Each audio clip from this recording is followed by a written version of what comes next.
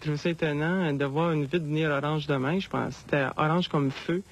Et là, à un moment donné, peut-être quoi, 2 minutes et demie après, là ça a été l'impact, l'explosion.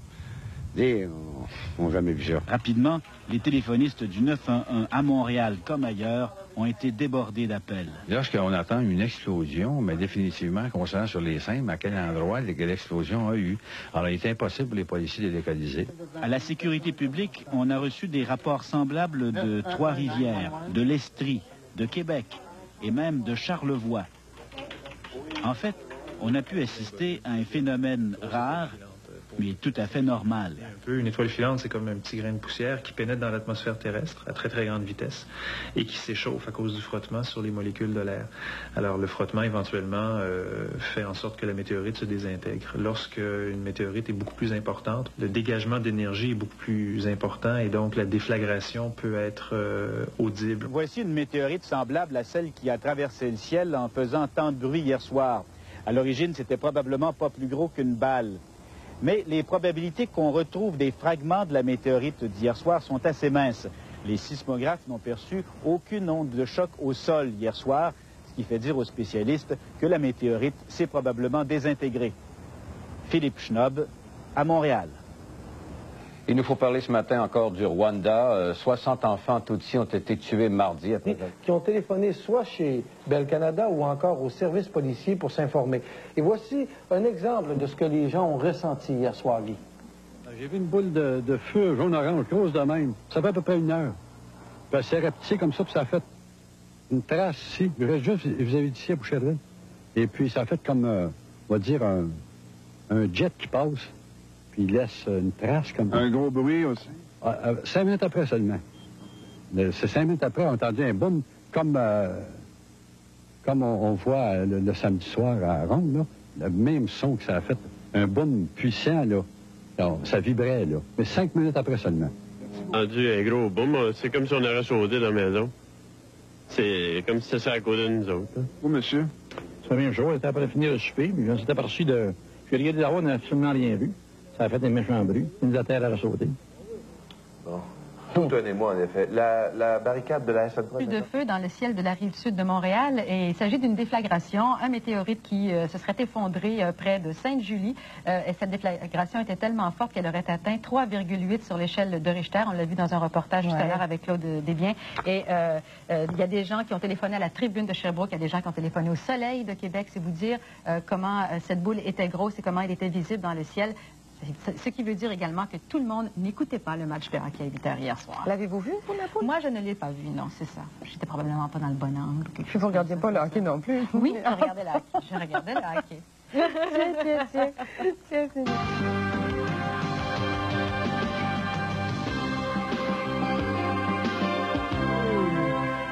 Deuxième heure de CRC Bonjour, mercredi le 15 juin 1994. Des milliers de gens de la région de Montréal et de l'Estrie ont été témoins hier soir d'un phénomène naturel absolument exceptionnel, la chute d'un météorite. Il paraît que ça va l'air d'une grosse boule de feu. On va parler de cela dans quelques instants avec un astronome, un spécialiste. Et on va accueillir aussi Claude Dubois qui vient de lancer un tout nouveau disque, Mémoire d'adolescent. Oui, tiens, après la pause avec un astronome. Les gens de la région de Montréal et de l'Estrie ont eu tout un spectacle hier, pour ne pas dire toute une peur aussi, quand un météorite est apparu au-dessus du Québec. Plusieurs témoins rapportent avoir vu une grosse boule de feu traverser le ciel. Le météorite aurait explosé dans l'atmosphère avant d'aller s'écraser dans la région du Richelieu. Pour mieux comprendre ce phénomène et ce qui s'est passé exactement, on va accueillir ce matin M. Paul Marmet, qui est professeur de physique à l'Université d'Ottawa. M. Marmet, bonjour. Bonjour. Ça va bien ce matin? Oui, ça va très bien. D'abord, c'est un événement très, très rare, ce qui s'est produit hier. C'est très rare qu'un météore de cette dimension-là frappe une région habitée. En réalité, comme vous remarquez, j'ai dit le mot météore parce qu'ordinairement, météorite réfère à des objets beaucoup plus petits. Par exemple, lorsqu'on voit comme des traces très faiblement lumineuses dans le ciel, on appelle ceci météorite. Mais dans le cas où on a un objet brillant qui brille, le soleil même à ce moment-là n'était pas couché, il faisait encore clair, c'était jour. Alors, un objet aussi brillant que ça, on y réfère la plupart du temps comme étant des météores. Un météore. Et qu'est-ce qu'on sait d'un météore? Qu'est-ce que c'est? C'est un morceau de planète? C'est un morceau de quoi qui nous tombe dessus comme ça? Ce qu'on sait précisément, c'est que c'est une roche de dimension variable, par exemple, qui peut être aussi petit qu'un grain de sable dans le cas des météorites les plus faibles. On voit présentement une animation qui correspond certainement à un météore de très grande dimension. Et qui ressemblerait un peu au phénomène que les gens ont vu hier quand on parlait de boules de feu? Oui, excepté que c'est difficile d'évaluer la dimension des météores qu'on voit sur l'écran présentement. Mais le météore d'hier pouvait avoir une dimension entre peut-être 20 cm et peut-être jusqu'à 1 mètre. Celui d'hier? Celui d'hier. Parce que, étant donné qu'il a donné une explosion qui était entendue à des distances d'une centaine de kilomètres, eh bien, je pense que ceci exige une quantité d'énergie quand même très, très importante qui peut être apportée uniquement par des masses, c'est une sorte de roche, si vous voulez, qui peut avoir entre peut-être 50 ou 1 mètre, 50 cm ou 1 mètre de diamètre. Et qu'est-ce qui explique l'explosion au moment où elle se produit? Bien, lorsque ces masses traversent l'atmosphère, évidemment, produit un frottement très important sur la première surface, ce qui fait que la surface s'échauffe à plusieurs milliers de degrés en l'espace de quelques secondes. Et si la température, par exemple, monte à 3000 ou 5000 degrés, bien, l'expansion, due à ce que la surface est très, très chaude, fait que la masse explose à cause du changement de température de la surface du météore. Et évidemment, les morceaux, à ce moment-là, se dirigent dans différentes directions. Et comme le météore, ce qui est important, pénètre dans l'atmosphère à une très grande vitesse, par exemple, la vitesse peut être de 25, 30 ou 40 km par seconde. Et à ce moment-là, bien, la vitesse est telle que c'est une vitesse supersonique et ça produit un boom supersonique de la même façon qu'un avion supersonique produit un boom. Mais évidemment, la vitesse du météore est encore énormément plus rapide que la vitesse d'un avion supersonique. Mais bien sûr. Le météore a au moins 25 fois la vitesse du son, par exemple. Et quand on parle d'une secousse de 3,8 à l'échelle de Richter et qu'on dit qu'on est sûr que ce n'était pas un tremblement de terre, c'est le météore qui a causé ça. À quel moment? Au moment où il atteint le sol? Non, c'est probablement au moment de boom, l'explosion. Au moment du boom, oui. C'est assez improbable quand même que c'est le choc sur le sol, parce qu'il faudra à ce moment-là un météore encore beaucoup plus grand pour produire une telle vibration. Mais l'explosion dans l'air, évidemment, fait une onde de choc qui fait vibrer la surface du sol. Et probablement, c'est pas sûr, mais probablement tout ceci est causé par l'explosion dans l'air. Vous avez dit tout à l'heure que c'était rare qu'un météore arrive comme ça sur une région habitée. Pourquoi? Pourquoi pas? Bien, la Terre est très grande et si on regarde les météores qui ont été observés à partir de l'espace depuis à peu près 20 ans qu'on peut les observer de l'espace, eh bien, c'est assez amusant de remarquer, on dirait qu'ils tombent toujours dans l'océan Pacifique. Oui. Par exemple, le météore le plus important qui n'a jamais été détecté est tombé sur, je n'ai pas ici de diagramme, j'ai simplement une carte indiquant qu'il est tombé dans le Pacifique Sud. Oui. Et ceci est arrivé le 1er février cette année. Et pour vous donner une idée de l'importance de cette explosion, le météore, on prétend ici qu'il avait entre 7 et 14 mètres. Oui, oui. Et à ce moment-ci, la quantité d'énergie produite était équivalente à l'explosion de Hiroshima. Et ceci est arrivé cette année au sud du Pacifique. Incroyable. Il reste quelques secondes à peine. J'aimerais qu'on montre une image ici, à la caméra 3, de météore qui est tombé au début du siècle, je crois, sur la Russie. Au début du siècle, en 1908, il est tombé un météore à Tunguska, en Russie. Donc, ça peut causer des dommages importants. Et ça peut, dans le cas des grands météores, causer des dommages très importants. Est-ce que vous pensez qu'on devrait commencer à s'inquiéter? Bien, probablement pas. Bien, il y a peut-être beaucoup d'autres choses plus importantes qu'on devrait s'inquiéter que celui des météores. Bien que ce n'est pas impossible qu'il puisse arriver une catastrophe. Monsieur Marmet, merci beaucoup de ces explications. Merci, ça m'a fait plaisir. Au revoir. Au revoir.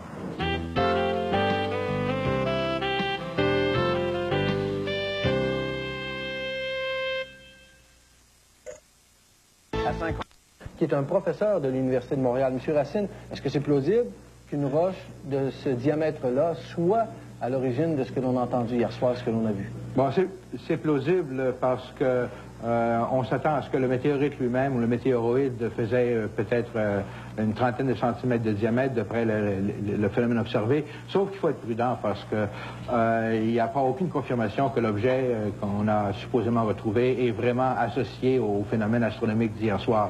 Et vous savez, il y a beaucoup de roches sur les terrains au Québec et c'est difficile de reconnaître une roche météoritique d'une roche tout à fait naturelle. Ah oui. Et selon vous, selon votre expérience, vos observations, ça pourrait ressembler à quoi comme grosseur de pierre ou de roche? Qu'est-ce qu'on pourrait retrouver à la suite du phénomène d'hier soir? Bon, écoutez, tout dépend du niveau de fragmentation du météoroïde. Il y aura certainement beaucoup de très petites poussières et de très petits graviers qui seront probablement jamais retrouvés. Et peut-être, avec hasard, certaines pièces qui seront la grosseur d'un point ou la grosseur d'un petit caillou. Donc, maintenant, pour l'apparence, évidemment, ça devrait avoir des traces de passage dans l'atmosphère, de brûlure. Il faudrait que ce soit une pierre relativement noire avec des signes que ça a été fondu à la surface par la chaleur et oxydé à haute température. Ça prend vraiment un expert pour reconnaître ces choses-là. Oui. Et là, on voit des images d'un vidéo de l'Université de Montréal qui explique comment se sont formés certains cratères, mais ça n'a rien à voir avec la grosseur de la pierre qui a pu entrer dans l'atmosphère hier. Non, le phénomène d'hier soir n'était pas assez important. Le météoroïde n'était pas assez massif pour produire un cratère comme les grands cratères d'impact qu'on trouve souvent au Québec. Qu'est-ce qui vous fait dire ça? Le bruit, qu'est-ce qui vous fait dire qu'il n'était pas assez massif? Écoutez, si le météoroïde aurait été aussi important que celui qui a produit le cratère du Nouveau-Québec qu'on voit à la vidéo, on ne serait pas ici ce matin pour en parler. Oh, à ce point-là? Parce que ça aurait brûlé l'atmosphère du Québec et puis on n'aurait pas passé une très belle soirée.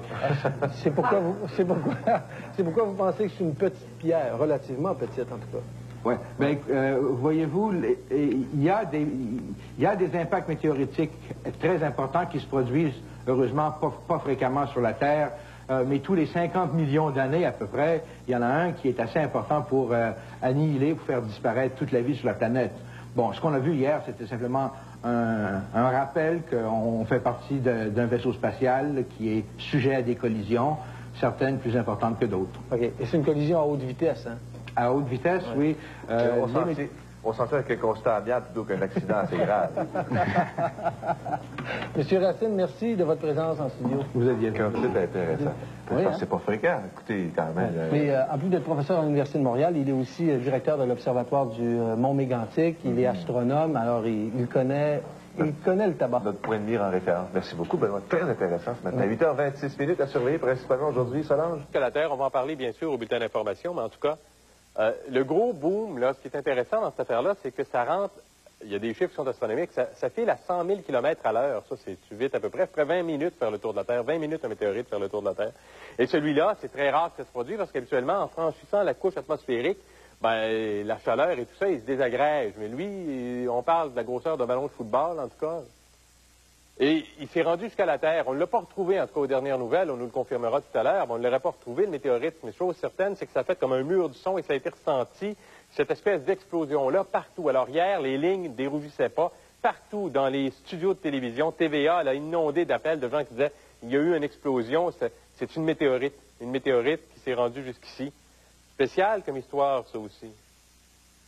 Il y a un monsieur du Nevada qui réclame, lui, il rêve aussi. Il réclame 657 billions. 657 billions. Il reste 2 minutes, on va aller vite. Ça, c'est 1 million. OK, on s'entend-tu? 1, 2, 3. Ça, c'est 1 million de dollars. Billion, là, on rajoute encore 6 zéros. Hey, c'est un chiffre à 12 zéros. Savez-vous pourquoi il réclame ça? C'est parce qu'il a découvert qu'il y avait une bon du Trésor du Nevada, acheté en février 1865, ça valait 1000 piastres. Il réclame 24 d'intérêt, c'est dans le temps le Nevada naissait. Il réclame donc 67 billions, avec 12 zéros. Il y a eu un jugement en juillet, ils ont dit, regardez, là, il y a un temps limite pour réclamer là, les bons du Trésor et tout ça. Il va devant la Cour suprême. Il dit, attention, minute, marquez, je ferai peut-être la même chose. Il rêve. Son rêve deviendra-t-il réalité? Je lui souhaite. Et vous, rêvez-vous? C'est ça notre question aujourd'hui. De la météorite d'hier soir.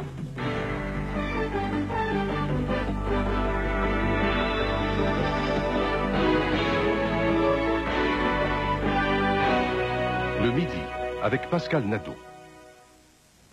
selon certains, de malédiction. Impatiemment de savoir si un fragment de roche retrouvé près d'une résidence de Saint-Robert-de-Sorel est effectivement un morceau de la météorite qui est tombée hier soir dans la grande région de Montréal. C'est à juste au moment où le match de hockey justement commençait.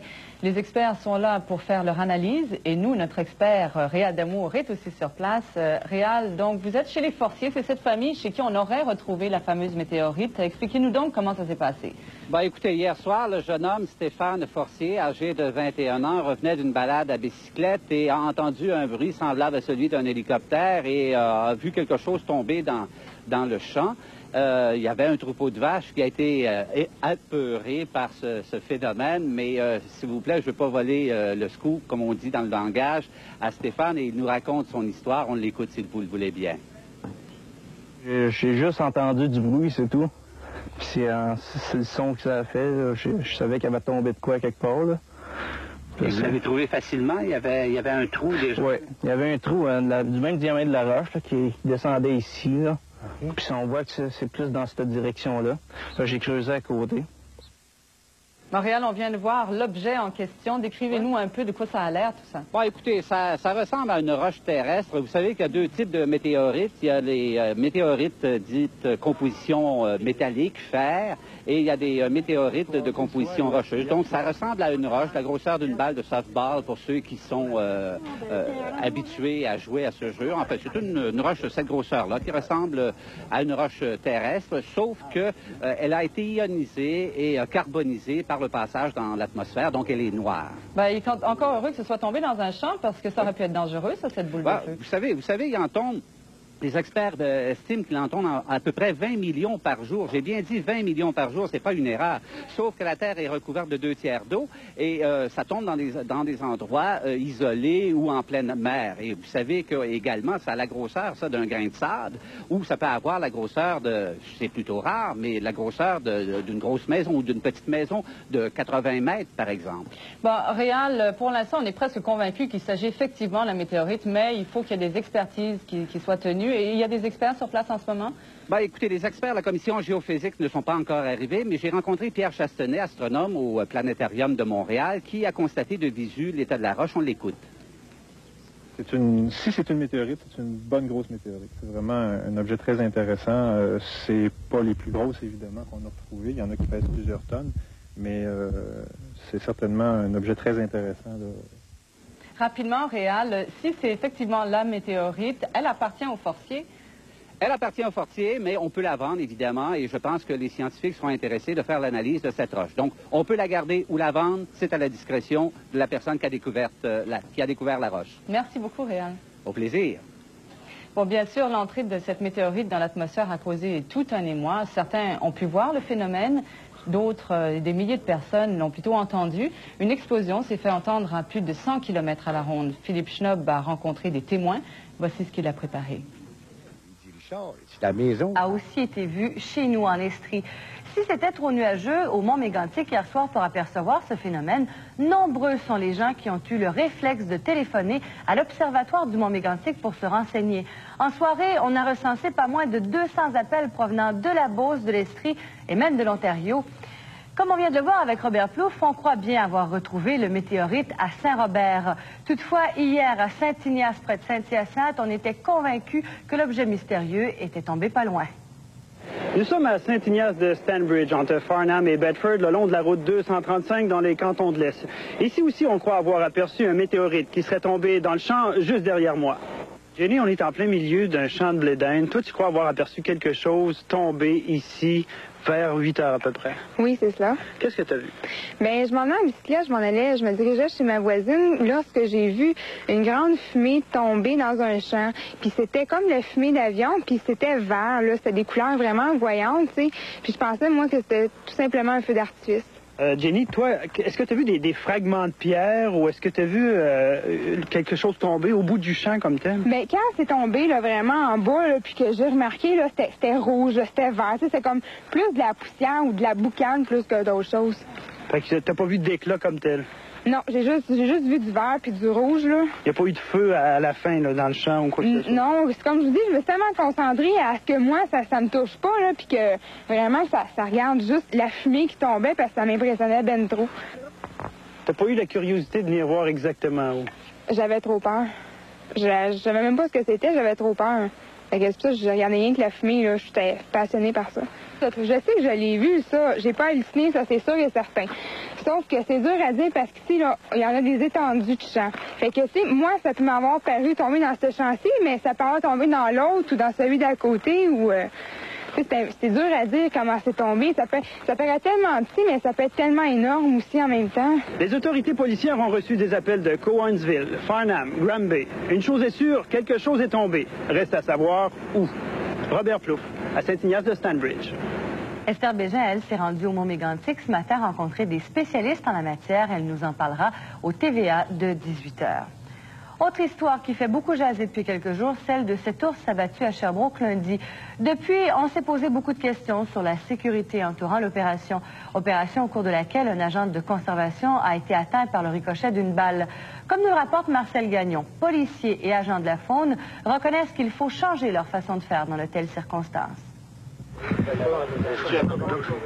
On a décidé d'abattre l'animal. La décision n'est pas remise en question. Tirez plus, là! Il y a un agent de blessé ici! Force est d'admettre cependant que l'agent de conservation Pierre Tremblay a eu de la chance. Il l'a échappé belle. Bon, avec les restes des galeries, toujours, là. Il y a 2 écoles primaires à proximité. Durant toute cette opération chasse à l'ours, sans raison, les agents de conservation ont été suivis à la trace par des dizaines de citoyens curieux, plus souvent qu'autrement peu soucieux des risques. Il est souvent apparu que la situation était sans contrôle. Ben, moi, j'aurais pensé que le premier policier qui est arrivé aurait exigé qu'il y ait d'autres policiers qui interdisent le monde de s'en venir. Ça faisait free for all, comme on dit. Ça, tout le monde, c'est ça. Ça fait comme un pique-nique. C'était... Ouais. Tout le monde se promenait. Il n'y avait rien de dangereux. Il est dans le front. Il m'a tombé dessus. À la direction de la conservation de la faune, on ne prend pas l'incident du plomb perdu à la légère. Ce qui s'est produit ne doit plus se reproduire. Puis on va renforcer nos mesures de sécurité lors d'intervention. On va revoir nos normes, les mettre plus sévères s'il faut. Cela dit, les agents devaient s'occuper de l'animal et les policiers de la sécurité des gens. La sûreté municipale, elle doit nous protéger des gens qui veulent tout voir. C'est notre problème, c'est les gens qui effraient l'animal. Oui, effectivement, il y a eu des lacunes. Puis je pense que la direction ici en est consciente et va prendre les mesures en fait de remédier à ces situations-là. On doit rencontrer les gens de la faune, établir des lignes directives. Je peux vous dire que cet animal-là était dangereux. Tout s'est bien passé finalement. L'événement aurait pu être banal, mais il a le mérite maintenant d'amorcer un dialogue qui est fort rassurant pour l'avenir. Marcel Gagnon, TVA, Sherbrooke. Le président de Sherwood-Drolet... La chute d'une météorite cause toute une commotion à Saint-Robert-de-Sorel. La crise...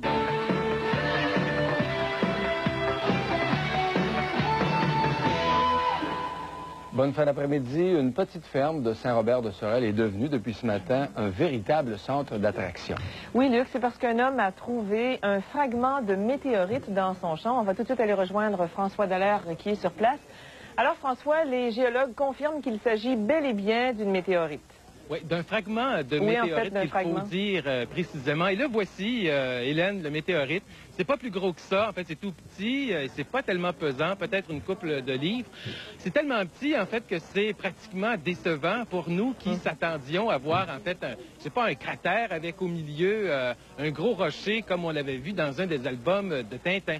Sauf que c'est pas le cas du tout. C'est un tout petit rocher qui est tombé effectivement dans ce champ, en fait, à quelques mètres d'ici, dans ce champ de Saint-Robert à 8h, à 20h hier soir. Je vais m'entretenir tout à l'heure avec un représentant de la Commission géologique du Canada, mais voici tout d'abord un reportage qu'a préparé Yves Malo. Plusieurs curieux convergeaient aujourd'hui vers le rang Saint-Thomas à Saint-Robert-de-Sorel pour voir le précieux caillou. L'histoire est presque abracadabrante et c'est grâce à ces vaches que Stéphane Forcier a retrouvé la météorite. Après avoir entendu un bruit assourdissant vers 20h hier, il est rentré chez lui en vitesse. En arrivant chez nous, j'attendais comme des sifflements. C'était comme s'il y avait de quoi qui tournait dans les airs, comme un boomerang, quelque chose. Puis là, j'ai entendu un impact sourd, là, comme s'il y avait de quoi qui tombait dans le coin. Là, puis, là j'ai vu qu'il y a des vaches ici qui regardaient dans cette direction-là, puis il y en avait qui étaient énervés. Puis c'est ça qui m'a emmené ici à regarder. J'ai fouillé un peu dans le champ. Là, j'ai vu comme un rond que l'herbe était plus éloignée. Là, j'ai vu le trou, là, comme on peut voir. Le trou était juste ici. Puis là, on voit que ça se dirigeait plus dans ce sens-là. Ce voisin corrobore la version du jeune homme. Ma première réaction, c'est que je pensais que c'était un avion qui avait explosé. Ça me faisait penser à ça. Mais c'était pas une traînée de fumée, c'était plutôt rond. Mais une fumée ronde. Et là, après ça, j'ai entendu un silement, comme quelque chose qui tombait, comme un peu dans les films de guerre, on voit un peu les bombes qui tombent, là, ça faisait comme un silement. Après ça, il y a eu un impact, un boom quelconque. C'est là que j'ai eu tout de suite comme réaction, il a tombé quelque chose. La météorite, grosse comme un pamplemousse, est à peine abîmée. Un coup de pelle a laissé une marque. Pierre Chastenay du Planétarium de Montréal estime que trouver une météorite de cette taille est un coup de chance. Et leur découverte est très importante parce que ça nous permet, entre autres, de connaître les conditions de formation du système solaire. Ces roches-là qui flottent entre les planètes et qui de temps en temps tombent à la surface de la Terre sont des restants finalement du processus de formation des planètes qui a eu lieu il y a 5 milliards d'années. Les curieux seront maintenant déçus.